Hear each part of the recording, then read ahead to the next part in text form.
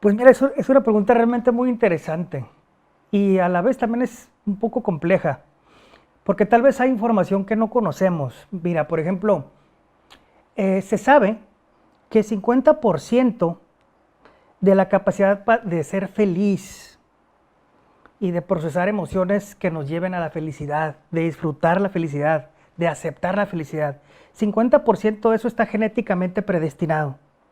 Hay gente que trae el 50% de esa posibilidad. Así también lo contrario, hay gente que trae el 50% de posibilidades genéticas de no poder ser feliz aunque quiera. Entonces eso es importante. Entonces 50% es genético. Si nuestros padres y otros familiares, abuelos y otras generaciones traían ese gen, o es decir, eran personas felices, tenemos 50% de posibilidades de nosotros ser felices también. Tenemos esa ventaja. Y también lo contrario, si nuestra familia tiene a lo mejor personas con depresión, trastornos depresivos, trastornos mentales, etcétera, nosotros tenemos una predisposición importante para desarrollar eso. Entonces está ese 50. Hay un 10% que es circunstancial, lo que nos pasa en la vida, ¿no? Como te decía, no es lo mismo estar en un campo de concentración que en el jardín de tu casa, ¿no? No es lo mismo. Entonces, las circunstancias sí tienen un efecto en nosotros. Un 10%, pero es un efecto importante.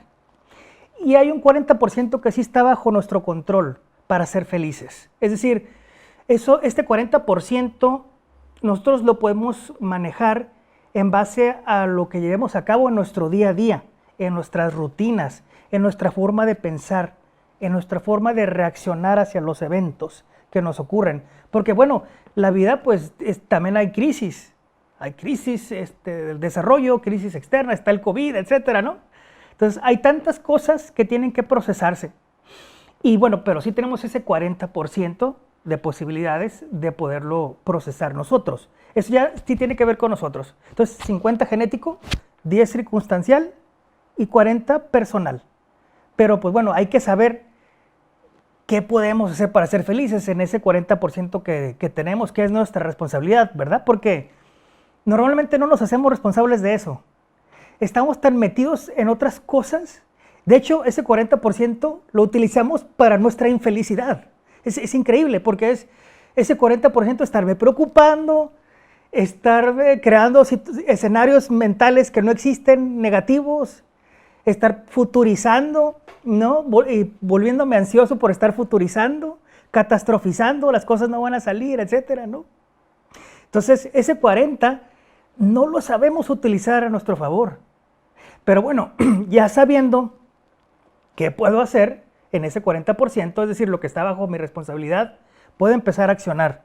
Y hay infinidad de acciones específicas, fáciles, prácticas, que podemos llevar a cabo en el día a día, que llenarían ese 40%. Es decir, aunque no tuviéramos el porcentaje genético para ser felices, como se sabe, aún así, con el 40% que sí tenemos bajo nuestro control, si hiciéramos solamente una actividad de las diferentes áreas que lo conforman, por ejemplo, hablando del área, por ejemplo, social e interpersonal. Si de repente voy a terapia y empiezo a desarrollar una relación terapéutica con mi terapeuta, si visito a mi mejor amigo, si de repente voy con mi mamá o mi papá o mis hermanos, con los que me llevo bien tal vez y me siento a gusto, es decir, no me estoy aislando, esa ya es una gran acción. Por ejemplo, a nivel físico, si hago ejercicio, el ejercicio está más, hay cientos y cientos de estudios que nos dicen que el ejercicio diario puede incluso sanar la depresión leve y hasta moderada, entre otros factores, ¿verdad? Entonces, ejercicio a nivel físico, alimentación adecuada, bajar las azúcares, bajar los carbohidratos, tomar más agua, comer más frutas y verduras. Esto tiene un impacto increíble en nuestro cerebro. Se sabe que la depresión está asociada con la inflamación del cuerpo. Entonces, si tenemos una dieta inflamatoria, es decir, carbohidratos, azúcares, etcétera, eso hace que incluso el cerebro entre en inflamación y se sabe que cuando uno está deprimido, el cerebro está inflamado. Entonces, y eso generalmente no se sabe, ¿no? Se tiene que tomar omega 3, por ejemplo, el aceite omega 3. Eso también entraría en lo físico, ¿no? Por ejemplo, en lo espiritual, y esto no tiene que ver con ninguna creencia. Estamos hablando de acciones específicas que contribuyan a tu recuperación de un estado depresivo o a tu capacidad para ser feliz, a aumentarla. Entonces, está la meditación. Hay cientos de meditaciones. Parado, sentado, corriendo, en movimiento, bailando, etc. Increíble y fascinante el mundo de la meditación. Está también la oración para personas que lo practiquen. Está la práctica de la gratitud, por ejemplo. Generalmente damos todo por sentado, tenemos techo, comida, tantas cosas, y lo damos por hecho y no olvidamos el agradecer. Entonces, parte de practicar el agradecimiento, que es una práctica muy profunda y una práctica que tiene un efecto muy grande en nuestra capacidad para ser felices. Si la hiciéramos, cambiaríamos mucho nuestra capacidad para ser felices, por ejemplo, ¿no? Y en fin, hay tantas cosas, pero para hablarte solamente de algunas, esas son algunas actividades específicas que entran en ese 40% que es nuestra responsabilidad. Y entonces ya depende de cada uno. Se me pasaba uno, bueno, sí lo dije, pero parcial. Iniciar un proceso terapéutico. En este 40%, como humanos tenemos vidas complejas. ¿Por qué? Siempre lo comento en mis clases también, en la universidad. ¿Por qué? Porque bueno, como seres humanos tenemos una mente. Y tenemos una mente consciente, una parte es consciente y la otra es inconsciente. Son tres, pero lo voy a dividir solamente en dos, para cuestiones prácticas. 90 y tantos % es inconsciente, es decir, no sé lo que está ahí, no sé por qué está ahí, y no sé de dónde salió, y no sé a dónde va a irse, y no sé en qué va a convertirse 90%. Y menos del 10 es consciente. Ya con eso te dije todo, es decir, yo no sé de dónde viene la motivación de mis acciones, yo no sé por qué lo estoy haciendo, a excepción que entra en mi inconsciente, ¿no? Entonces, es decir, yo no conozco mi inconsciente, necesito ir a terapia para conocerlo cada vez más e ir sanándole, porque uno se va a dar cuenta que en el inconsciente están los traumas psicológicos, están todos mis temas inconclusos de hoy, de mi adolescencia, de mi niñez, incluso hasta intrauterinos, ya se sabe, e incluso también de generaciones anteriores, porque hay traumas transgeneracionales, los cuales desconozco si no voy a terapia.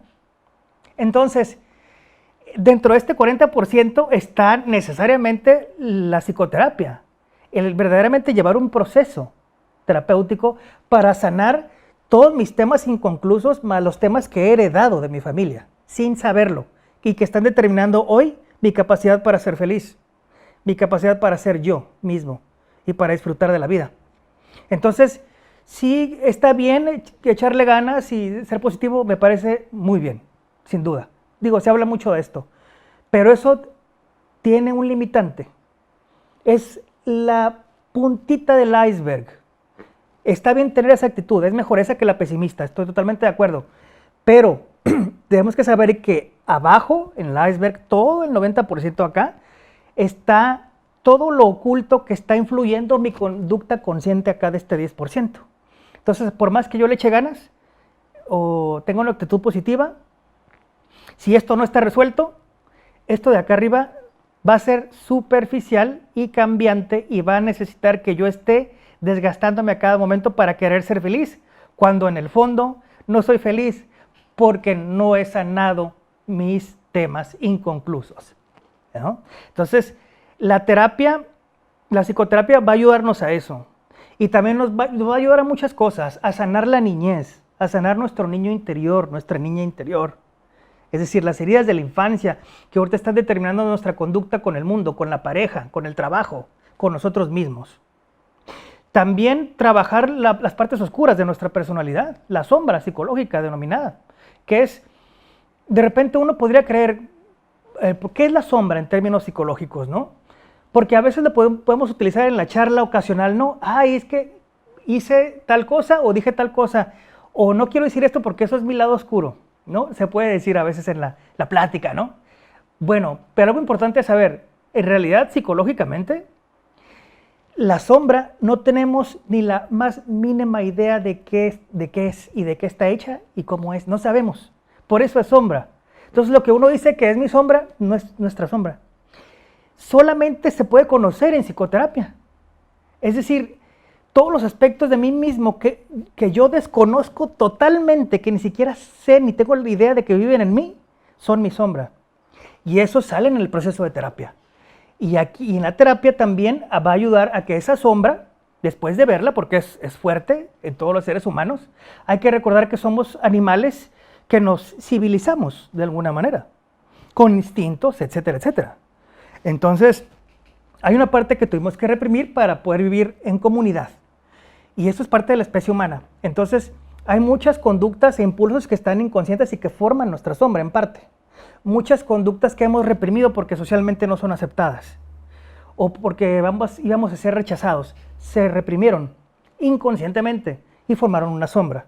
Entonces, esa se trabaja en terapia. ¿Para qué? Para conocerla, saber de qué está hecha, cómo se hizo e integrar la sombra a mí para ser una persona cada vez más completa.